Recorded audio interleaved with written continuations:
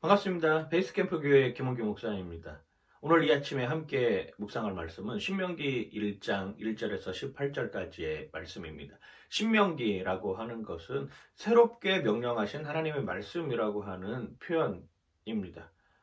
말 그대로 이스라엘 백성들이 먼저 받은 율법 10계명 이후에 새로운 사람들이 새 시대를 맞이하여서 모세는 이 사람들에게 새롭게 하나님의 말씀을 다시금 전수해야 될 사명을 가지고 있습니다. 신명기에는 모세가 마지막에 유언과 같은 설교를 하는 것을 통해서 이스라엘 백성들이 앞으로 나 이후의 삶, 지금까지 모세와 함께 했던 그 하나님 이후의 삶 속에서 어떻게 그들이 살아가야 될 것인가를 우리에게 다시금 알려주고 있는 말씀. 그래서 두 번째 율법이라고 하는 표현을 쓰고 디테로노마이라고 하는 단어를 사용하는 것이며, 히브리인들은 데바림이라고 하여서 말씀들이라고 하는 표현으로 사용되는 책이 바로 신명기입니다. 신명기는 모세가 기록했던 창세기, 출애굽기, 레위기, 민수기, 신명기, 모세오경의 5번째 책이기도 하고요. 이 신명기 말씀을 통해서 우리는 약속과 성취라고 하는 개념을 받아들일 수 있습니다. 그 약속과 성취를 이루기 위해서는 거룩하고 성결한 모습으로 하나님 앞에 서 있어야 된다라고 하는 것은 당연한 것이죠. 하나님은 이스라엘 백성들에게 가나안 땅을 허락해 주시기로 약속하셨습니다.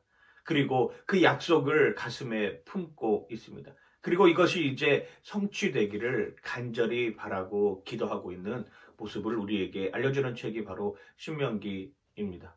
그 약속은 이미 아브라함 때부터 전하여준 약속입니다. 아브라함에게 하나님께서 그 약속의 땅 가나안으로 너희들이 갈 것이다 라고 분명하게 창세기 15장에서 말씀하고 있고, 그 약속의 성취를 이제 눈앞에 두고 있는 상황입니다. 비전은 우리에게 심겨져 있습니다. 그리고 그 비전을 가슴에 담았습니다. 그리고 그 비전을 이제 실천하고 거기로 들어가야 되는 것이죠. 그런데 그 들어가는 과정이 쉬운 여정은 아닙니다. 출애굽, 애굽에서 나오는 기간이 하루 길이었다면 이제 가나안으로 들어가는 여정은 벌써 40년의 세월이 흘렀습니다. 광야에서 혹독하게 신앙의 훈련을 거듭해서 반복하였습니다. 그 이유는 무엇입니까? 더 거룩한 모습으로, 더 성결한 모습으로 하나님만 의지할 수밖에 없다라고 하는 그러한 마음으로 가나안 하는 것입니다. 가나안 하면은 거기에는 그냥 알아서 다 돼 있고 알아서 우리가 그냥 땅을 가기만 하면 다 되는 곳입니까? 아니죠. 무혈 입성하는 곳이 아닙니다. 거기에는 이미 가나안의 7 족속들이 살고 있습니다. 그들은 거대하고 우리보다 힘이 더 센 사람들입니다. 아낙 자손들이 거기에 포진되어 있습니다. 그 사람들하고 전쟁을 치러야 합니다. 육적인 전쟁뿐만 아니라 그들이 가지고 있는 영적인 신앙적인 전쟁까지 다 포함하여서 말입니다. 그래서 비전은 또 다른 거룩을 요구하고 비전은 또 다른 성결을 요구하는 것입니다. 모세는 신명기 말씀을 통해서 오늘 이스라엘 백성들에게 주시는 하나님의 말씀을 너희들이 기억해야 된다. 그 기억 속에서 우리는 살아갈 수 있고 그 기억을 떠나서는 너희들은 절대로 가나안에 들어갈 수 없다라고 하는 것을 우리에게 분명하게 알려주고 있는 것이죠. 너희들 그 땅을 기억하라. 너희들이 부름받은 그 소명을 기억해라. 너희들이 가지고 있는 비전을 품어라. 그리고 그 비전을 가지고 직접 몸으로 행해라. 그리고 그 말씀에 따라서 의지하면서 살아가는 삶을 평생토록 이루어라 라고 하는 것이 어쩌면 신명기가 가지고 있는 핵심 중에 핵심이라고 하는 것입니다. 우리가 부름받은 목적은 무엇입니까? 우리가 하나님께 부름받은 이유는 무엇입니까? 어쩌면 그것은 죄와의 전쟁입니다. 이스라엘 백성들은 가나안에 들어가면서 거룩하고 성결하기 위해서 죄와 선포를 해야 됩니다. 진멸하라 라고 표현합니다. 오늘날의 상식으로는 어쩌면 이해할 수 없는 것처럼 여자나 어린아이들, 짐승까지도 다 진멸하고 너희들이 가나안 땅으로 들어가야 된다라고 이야기를 하고 있는 것입니까? 왜 그렇습니까? 범죄와의 선포입니다. 죄의 삭슬 완전히 뿌리 뽑지 않고서는 그것이 너를 계속 올무에 놓이게 만든다라고 하는 것을 우리에게 여실히 보여주고 있는 것이죠. 우리가 또 거룩해야 될 이유가 무엇입니까? 거룩하고 성결해야 되는 이유가 공동체의 질서를 유지하기 위해서입니다. 그래서 거기에다가 50부장, 100부장 이런 사람들을 세워서 전쟁 시에는 이 사람들이 장군의 역할을 감당하지만 그리고 그 사람들이 평시에는 정의로운 판결을 하기 위해서 공정한 공공의 사회 질서를 유지하기 위해서의 역할을 감당하는 사람들입니다.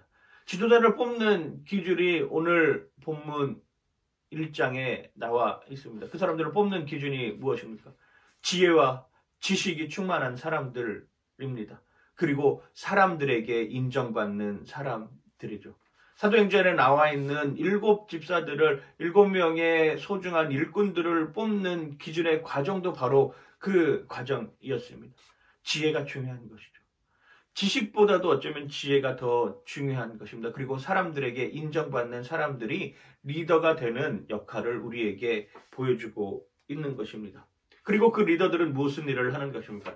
갈등과 분쟁을 조정하는 역할을 하는 것입니다. 리더는 갈등을 조정하는 사람들이지 갈등을 조장하는 사람들이 아니라라고 하는 것이죠. 그래서 지혜가 있어야 됩니다. 그리고 지식도 있어야 되는 것이죠. 그리고 사람들에게 인격적으로 존중받아야 하는 것입니다. 아무나 리더가 되는 것은 아니죠. 그리고 그 판결을 함에 있어서 빈부의 격차를 두지 않습니다. 귀천을 두지 않습니다. 남녀노소를 막론하지 않습니다. 공정하게 판결해야 된다라고 하는 것을 우리에게 또한 알려주고 있습니다. 이것이 하나님의 방법입니다. 인간이 법정에서 심판대에 서 있을 때 자기의 생각대로 자기가 사상하는 이념적인 요소로 자기가 가지고 있는 부와 권력과 명예로 판단하는 것이 아니라 정말로 질서, 공공의 질서를 위해서 이 사람이 돈을 많이 가졌는지 적게 가졌는지 상관없이 이 사람이 남자이든지 여자이든지 상관없이 이 사람이 나이가 많든지 적든지 상관없이 공정하게 판단할 수 있는 기준을 마련해야 되는 것이죠.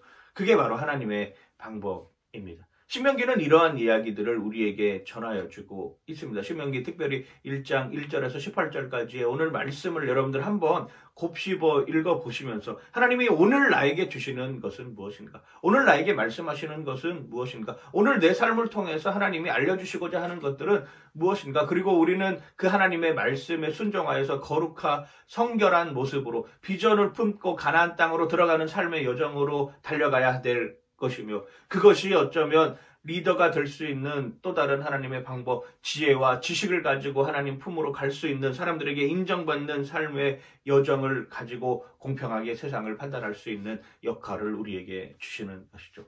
이 말씀에 의지하여서 오늘도 주 안에서 하나님의 말씀을 기준으로 삼고 승리하는 여러분들 되시길 주님의 이름으로 간절히 축원하고 축복합니다. 파이팅!